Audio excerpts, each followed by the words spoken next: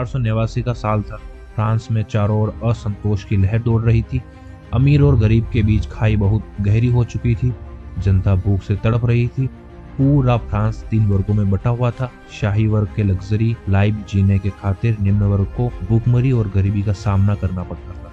पूरा France tax, गरीबी और भूखमरी के कारण तिलमिला रहा था। लेकिन फिर कुछ ऐसा हुआ जिसने केवल फ्रांस ही नहीं बल्कि पूरे विश्व को बदल कर रख दिया, और यह थी फ्रांस की क्रांति। फ्रांस की क्रांति 14 जुलाई 1789 को शुरू हुई थी। फ्रांस की जनता ने किले पर हमला कर दिया था। वहां की जेल तोड़ डाली क्योंकि जनता में काफी आक्रोश था।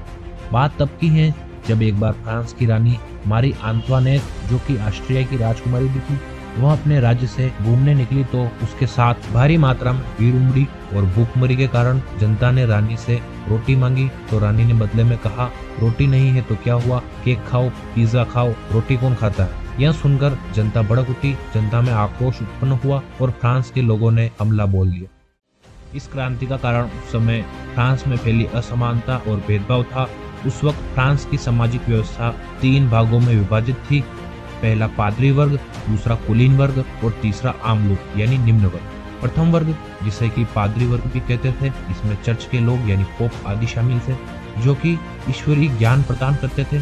और साथ ही साथ यह भी इंटरेस्टिंग बात है कि उस वक्त पादरी वर्ग यानी पोप लोग फ्रांस की जनता से पैसा लेकर उनका पाप माफ करवाया करते थे, और फ्रांस के लोग इस प्रकार के अंधविश्वास में भरोसा भी करते थे। प्रथम वर्ग को बाकी सभी पर 10% कर लागू करने का भी अधिकार था।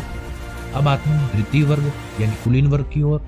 इसमें शाही लोग शामिल थे जिन्हें शिकार करने, तलवार पहनने की भी अनुमति थी। ये तृतीय वर्ग के लोगों से कर वसूल भी करते थे।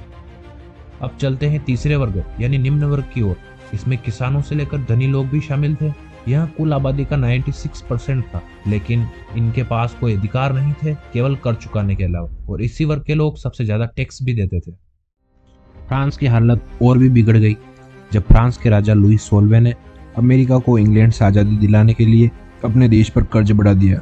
इस कारण तृतीय वर्ग के लोगों पर टैक्स और बढ़ा दिया गया, जिससे तृतीय वर्ग के लोग भड़क उठे। उसी समय जब देश पर काफी कर्जा था, तब रानी के रहने के लिए वर्साइल का महल बनाया गया, जो काफी लग्जरी और सुविधाजनक था। इस बात का जब लोगों को पता चला तो लोग भड़क उठे। इसी के साथ लुई 16 ने उस वक्त देश की हालत देखते हुए एक सभा का आयोजन करवाया, जिसमें हर वर्ग को एक वोट डालने का हक था। यानी प्रथम वर्ग का अपना एक वोट, द्वितीय वर्ग का अपना एक वोट और तृतीय वर्ग का भी अपना एक वोट था। तृतीय वर्ग ने इस चीज को लेकर आवाज उठाई कि हर वर्ग को नहीं बल्कि हर व्यक्ति को वोट डालने का अधिकार होना चाहिए।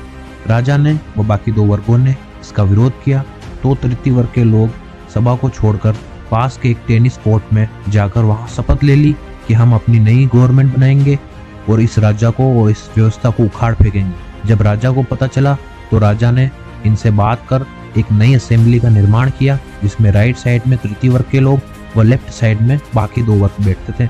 राजा बीच में बैठता था। आज हम जो राइटिस्ट और लेफ्टिस्ट की बात करते हैं वो यहीं से निकला था।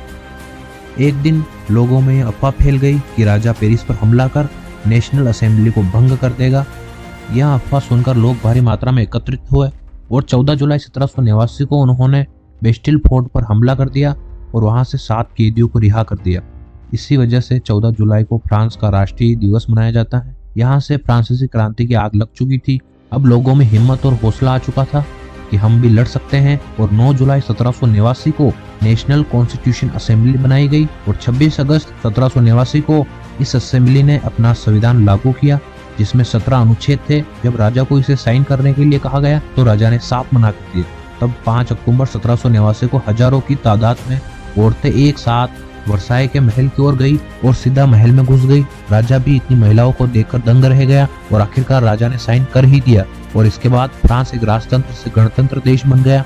राजा व रानी को उसके गुनाहों के अनुसार जेल हुई और बाद में दोनों की गर्दनें काटकर उन्हें मौत की सजा दे दी गई।